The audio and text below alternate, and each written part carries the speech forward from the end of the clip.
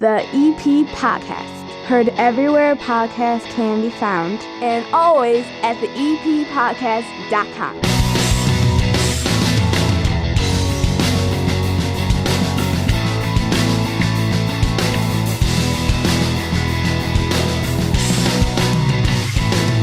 This is a solid show today. I promise you that. We're going to be heading over to that new Subaru dealership that's on 95th Street, and we're going to have some fun. How do you haggle for a car? Do people still do that? What's the worst thing that can happen on a test drive?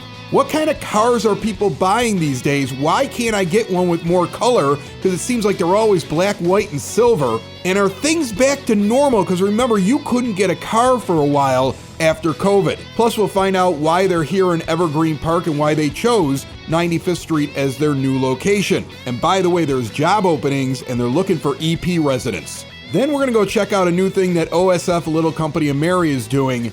They're building a very unique clinic, and they chose another location in Evergreen Park to put it right on the edge of EP. There is construction going on at 99th and Western. We went to the big kickoff, the press conference. I have audio of that. I've got some interviews on the scene so you can find out what this thing is. The mayor was out there. Village clerk was out there. Kind of a crowd.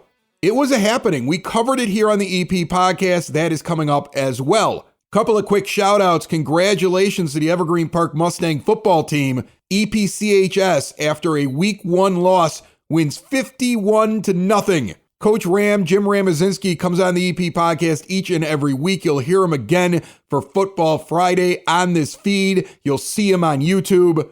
That'll be a fun one to talk about, and they're getting ready for Oak Lawn this week. So congrats to the Mustangs. And also, just a special acknowledgement, another big success over at Most Holy Redeemer this past weekend. Barbecue bash going on, the big rib competition. I was lucky enough to go out there and judge some ribs. When you're judging food, and I've done this now a couple of times, the podcast network has given me the opportunity, either through the EP podcast or Southside Pod or Socks in the Basement or any of the shows that I participate in, to sometimes get called out to judge food. Like I did a pizza contest, a couple of barbecue competitions. I was out in Lamont for a brisket competition, did the rib competition just this past weekend at Redeemer.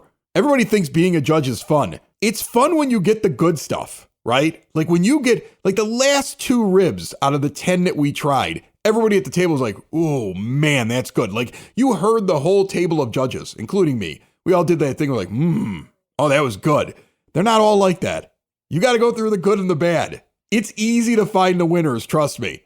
But I think it's wonderful that everybody cooked out there. It's for a great cause. They raise a lot of money doing it. And it is a big party. Lots of fun had by all over at Redeemer this past weekend. We've got a bunch of other events to announce going on in the area in the coming weeks coming up on this show, and it's all brought to you by the First National Bank of Evergreen Park. The First National Bank of Evergreen Park invests in the EP community. After all, they love this area as much as you do, and their Total Access checking account gives you free ATMs nationwide and a $300 bonus with qualifying activities. Paired with their mobile banking tools and award-winning customer service, switching to a true community bank has never been easier. Start banking locally today. You know where they're at. 95th and Pulaski, that big iconic building that's been there forever. Looks like a bank. Feels like a bank when you walk in there. Everybody's really friendly. The First National Bank of Evergreen Park, member FDIC. Let's kick off the show with the big event going on 99th and Western. OSF, a little company in Mary. They come on once a month. They do special features. They talk about your health. Instead, we're going to cover something that they actually had an event. You're going to hear some snippets from the podium kind of describing this brand new clinic aimed at taking care of people 55 and over. But what you're going to notice in the clip and then in the interviews that follow, the real key here may be how they're keeping track of you.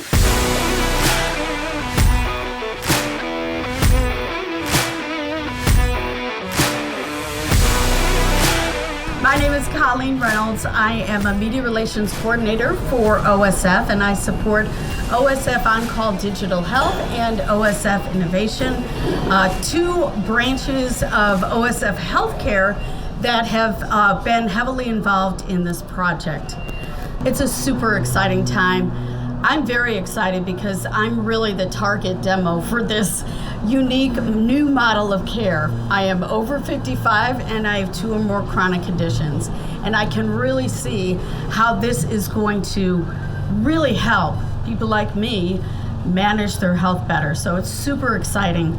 And I know another woman who had so much to do with the planning and the community input and feedback into this clinic, and that is Kathleen Kinsella, who is the president of OSF Little Company of Mary Medical Center, and she's going to be telling you a little bit more about the details of this exciting new model of care.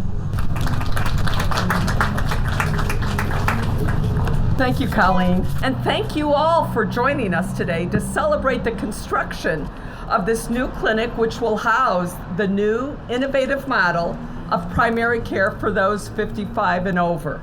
For over 95 years, Little Company of Mary Medical Center has been providing compassionate and high-quality care that you have come to count on. OSF Healthcare, through OSF On Call, is dedicated to developing new and innovative ways to provide accessible care to the community, meeting our patients, our neighbors, our friends, and our loved ones at every step of their healthcare journey. It is the combination of these core foundations that allows us to bring this new model of primary care to you today.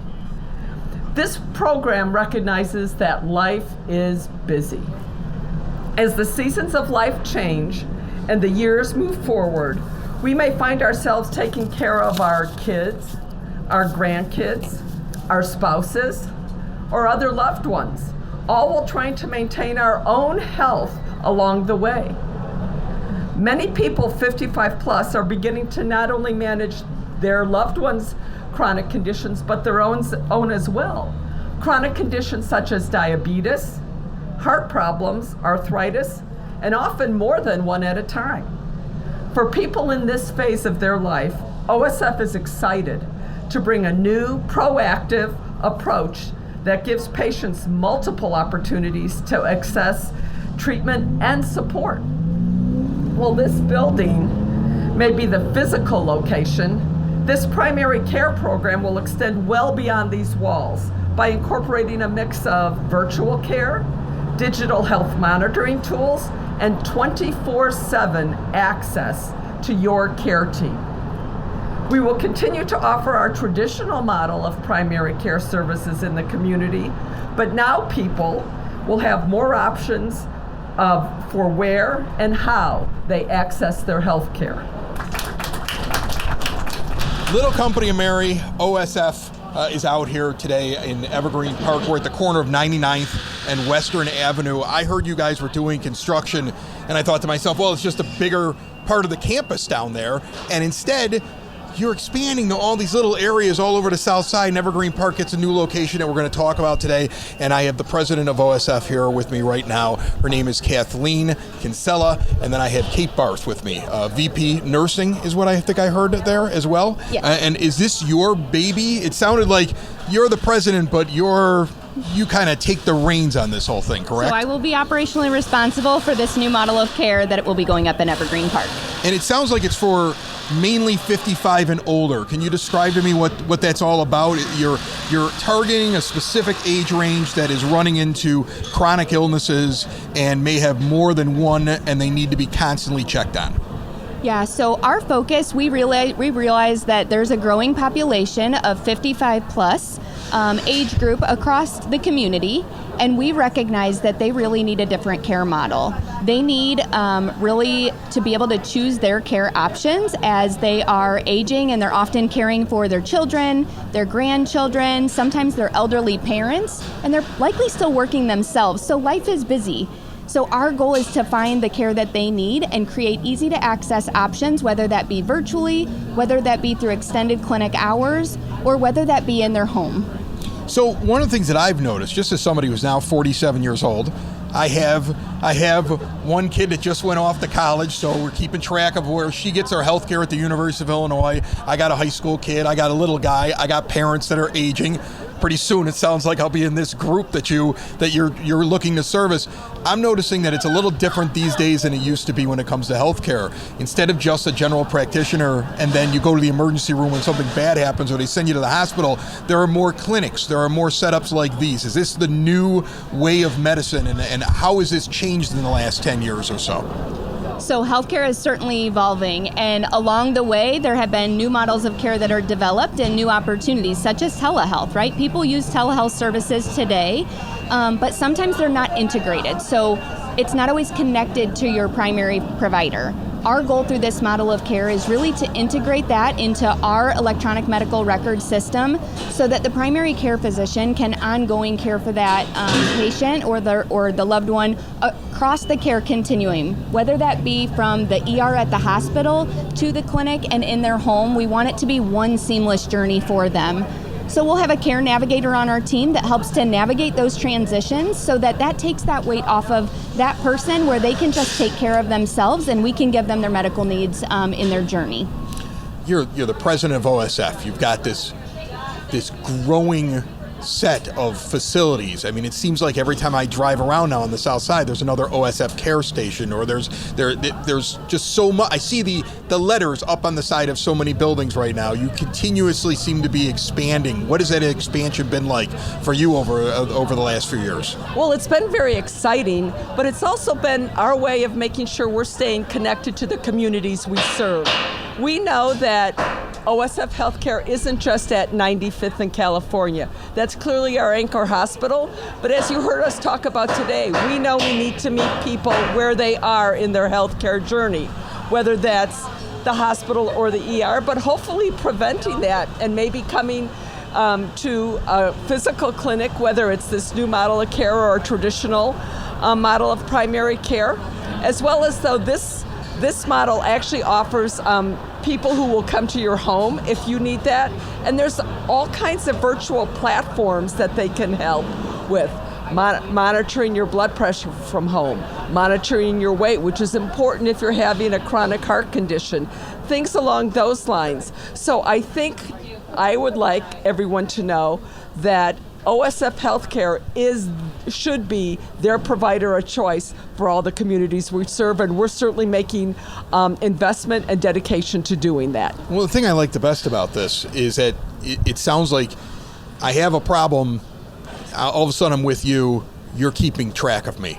Because I'm an idiot. I don't keep track of anything that's going on with me. I mean, it's funny, but I mean, like I know what all my ailments are, but I don't remember them all the time. I had to call a doctor the other day, and I said, am I due for, and I won't get into what test it was. He was like, yo, you did that. You don't need to do that again for another 5 years. I don't remember these things. It sounds like what you guys are going to be doing is reminding people and then telling them this is the building you go to today. This is where you go and you get this done, and it's a little bit more convenient.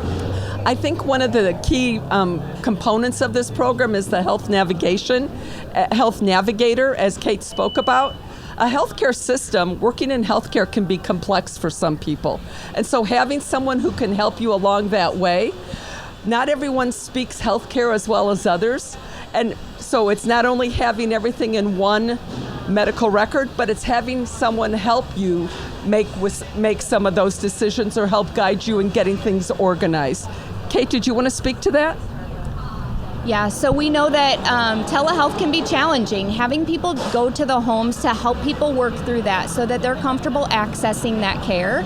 Or we also know that insurance can be challenging, right? When you have medications that you have to take for a chronic condition and your insurance requires prior authorization, it's hard to know that you can't just go pick it up. So having someone on the care team that can navigate that and help talk through where it's at in that process and when you can go pick it up is really, we want to ease the way, and we want to close those care gaps for our community and those in our community to make sure that they age well and to make sure that they truly can live a fuller, happier life and be active. How soon until this facility opens up? Like, what's the target date? I don't want to pin you down and then it isn't open on time and then you're like, oh no. But I mean, like, what are we looking at here? Sure. So construction is hoping to wrap up at the end of December. They're doing it right now behind us. They are. They did not stop for this event. They're like, we're going to keep going. I don't know what you people are doing, but I got to put up a beam. Yes, so there at the start of the year, we will look to ensure that we have the right care team in place so that we can start the care in the community. That's awesome. And now, how do I know that I'm right for this place. Like, as I've said this, I've spoken with some of your doctors before, and I'm like, how do I know when I go to an urgent care instead of going to an emergency room visit or going and seeing my regular doctor? Like, how do I know when it's time to come here? So for anybody looking for a primary care provider or who may not have a provider currently that's looking to better manage their health overall, 55 plus is our target, but certainly just want to make sure that we have the care they need in the community. So if on that journey, we would love to help, and they can just reach out and we will get them engaged into the system. Awesome. Kate Barth, Kathleen Kinsella, thank you so much for joining us and for telling me a little bit about this. We're looking forward to seeing it coming in very soon at 9th and Western. Thank you. Thank you so much. Thank you. Building relationships, supporting the community, and service.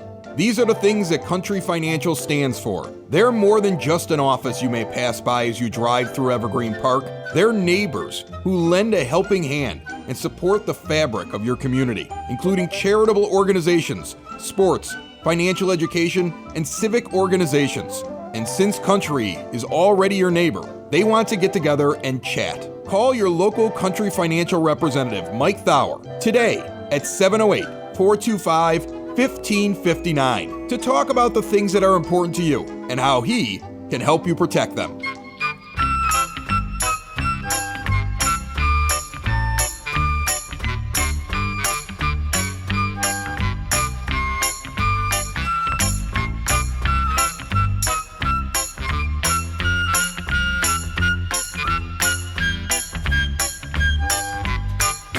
It is now time for EP Podcast Word on the Street, brought to you by the winners of the EP Podcast 2024 Battle of Evergreen Park Spoke and Vine Wine Bar and Bottle Shop on the northeast corner of 95th and Kedzie, where I hear they're having a victory party.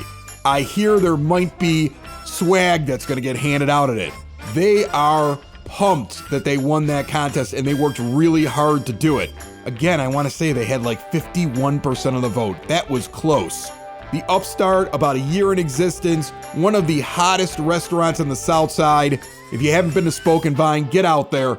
All the wines, the incredible food, 21 and over, don't bring your kids. 95th and Kedzie. See more at spokeandvinewines.com. The coveted EP bumper sticker is back, but it's got a little heart on it. Keep the green and evergreen and spend a minimum of $40 at least 3 different types of establishments. There are listed categories at evergreenpark-ill.com. Do this anytime between now and October the 18th, then bring in the receipts to the Village Hall, bring your photo ID to prove you're from Evergreen Park, get your sticker, you can get up to 2 per household, put it on your car. I'm working towards mine. It's not going to be hard. That's the only sticker you need. Remember that Village vehicle stickers have been discontinued. Do not worry about getting one ever again. Cub Scout Pack 3637 is having their registration Wednesday, September the 11th, 6:30 to 8 p.m. at Queen of Martyrs. They're going to be in the gym, 3550 West 103rd Street. They were on the show within the last month, I believe. That is a growing Cub Scout pack. Get more information, contact them, cubscouts3637@gmail.com. Southwest Elementary Bulldog Booster Club is asking you to save the date. Their 11th annual Fall Fest Trivia Night is going to happen November the 8th, 7 p.m. until 11 at the EP American Legion Hall at 9701 South Kedzie Avenue in Evergreen Park. Tickets and info can be obtained by reaching out to swboosterfundraising@gmail.com. Evergreen Park High School is having their Homecoming Fan Fest, which I believe was first announced here on this show about a week ago. Now it is official. The press release just came out. Before Homecoming, October the 4th, 4:30 to 6:30 p.m. at Mayor Sexton Drive over at the high school. Food, crafts for purchase, raffle, prizes, photo booth, dunk tank, games, inflatables for the kids, face painting, and so much more. It is a big fan fest. It's about a block or 2 long there, that drive that runs through the campus. It is for all ages. You don't have to have a kid at the school. It's a community event. Get out there, mark the calendar, October the 4th. Christmas Without Cancer is having their 10th annual 5K run or walk, whatever you prefer to do. Saturday, September 21st, Klein Park, Circle Park if you're nasty. You can even do the walk virtually and you don't even have to be there to raise money and support a good cause. Check out ChristmasWithoutCancer.org for more. The Evergreen Park Library is forgiving all your fines in September. All you got to do is pay $1, and every fine that you have is forgiven.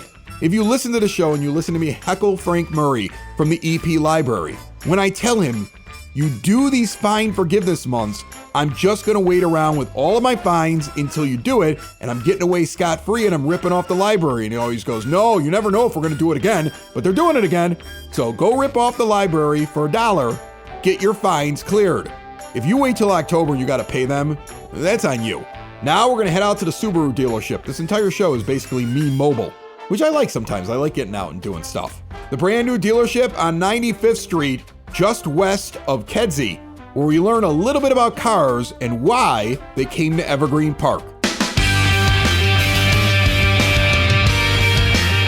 The EP Podcast is at the brand new Subaru of Evergreen Park. Lou Scapolato is here with me, and first of all, I'm impressed. I've walked into car dealerships before. This thing's shiny and new, and it really stands out. How are you, Lou? I'm good. Thanks for having me. Well, thank you very much for having me. So this was something that everybody in Evergreen Park was anticipating for, I want to say, a year or so. Like from the time that you guys said that you were coming in here, this was something the mayor's office was on the EP Podcast, was in newsletters saying we're getting a car dealership. Car dealerships are big for villages, especially one the size of Evergreen Park. Why did you guys make the decision to move in here? I mean, 95th Street's pretty busy, but was there an incentive to moving into Evergreen? I think the biggest part is that the owner is closely tied with the area in Beverly. So it's close to home for him, and they had done all of the surveys, and this was a spot that there was enough traffic by a stoplight, and it was just a perfect location. These are busy places. You know, I mean, like, that's the thing. Like, when you walk in, like, I get the sense walking right in the door, there's different people all doing different jobs. You got repairs that are going on here. You got salesmen and women that are out there trying to introduce these cars. You're probably always getting a new model. What's it like typical day around here? I would imagine it is just go, go, go, million different things. It is. I always say the best part of my job is that I always need more time, that the time flies by. When the day's over, I can't believe it. We do have 20 service bays, a full service car wash. We have a parts department and then the sales department. And we need more people in the building to be able to handle what we have going on. You're hiring. Is that what you're telling me? Hiring, you're yes, hiring. Absolutely. Would it be important to have somebody from Evergreen Park? Does it matter? Like being absolutely. Close to the community when you're in this? We have people from Evergreen Park that are here now, that are in the company, and that are an asset. Absolutely, it helps. What does it take to be a car salesman? What does it take? It's not hard. You need to be could I be a car salesman? Yeah, you think I could just walk in and just be like, here's the car, this is what it does, it drives like a dream, here's the MSRP, I don't know what that means, but it seems to be the price, and then, You need to be willing to learn about the product. Right. You're a spokesman for the product, and safety, reliability, and, like the Boxer engine, there's a couple signature things that Subaru has to offer. Learn up about the product, and then help someone find what they're looking for. It's a real simple concept, Is the most nerve-wracking thing, though, the test drive? I always feel like when I test drive a car, that the sales guy gets in the car with me, and he's thinking to himself, please don't let this person be a psycho, because I'm giving him the car, and I'm sitting next to him. That would make me nervous. I don't think that we think about that anymore. I don't. I mean, I've been doing it 20 years. I just jump in the car. There has been test drives where I have politely shut the car down and said, we are done with this. That's happened like twice in 20 years. I did a test drive one time. I'll tell you this story. I did a test drive in the mountains of Wheeling, West Virginia, because I was living out there and I was looking for a car, and it was the first time, and this guy really wanted to sell me a used Trans Am, and I'm a big fan of Burt Reynolds and Smokey and the Bandit, and he kept trying to make me open it up on the curvy road, and I'm like, I'm going to go over the side of the hill here. That made me nervous. So I guess each salesperson is a little different from the next. I sold Cadillacs, and they have a V Racing series, and this guy on a rainy day decided he wanted to test the performance, and it went sideways down the street, and I thought I was done. And that was one of the times where I was like, we're done. There's nothing more to say. That's amazing. So we talk a little bit about the idea you have people from Evergreen Park working here, and you are looking to continue to staff it, so that brings more jobs here to Evergreen. But talk to me a little bit about community and being a part of Evergreen Park and what your goal is, because I envision just, it's a car dealership. I mean, they're going to sell to people outside of Evergreen, so it doesn't matter how close you are to EP, but you were kind of telling me beforehand that it does really matter to be a part of the community. It is very important to us and to Subaru of America to be part of the community. It is kind of our mission to work side by side with Evergreen Park, make this a better place to live, as well as a business that does well. But we want to give back. I mean, that's kind of Subaru's whole philosophy. The community and businesses need to work together in order to make this better and to move everything forward. And we recognize that. And being able to work with the community is extremely important to us. Being able to help the people and give back as they're helping us and doing what we need to grow and work side by side. It's extremely important. It was a little wonky there coming out of the pandemic with car dealerships, right? I mean, I remember I went looking for a car.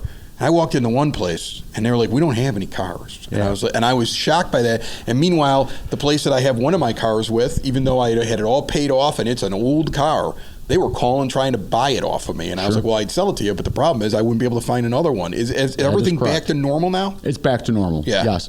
This place opened up and it was like that for 2 months, which kind of gave us a little bit of an advantage just because we had the cars. We opened up, they gave us an allocation of new Subarus, so we had the cars that all the other places locally did not have. So we kind of got a nice start being able to sell cars and have a little bit of volume. Lasted about 2 months and then everything corrected and we're back to normal. Everything is good. Subaru never has the type of inventory that a Chevy dealer will have. Subaru makes enough cars for that year. They will sell out before, we will get a new 2025 in September. We'll be out of Subaru's, the Forester or whatever that model is, will be out a month before the new ones come. Really? They make them. What do you do in that in between?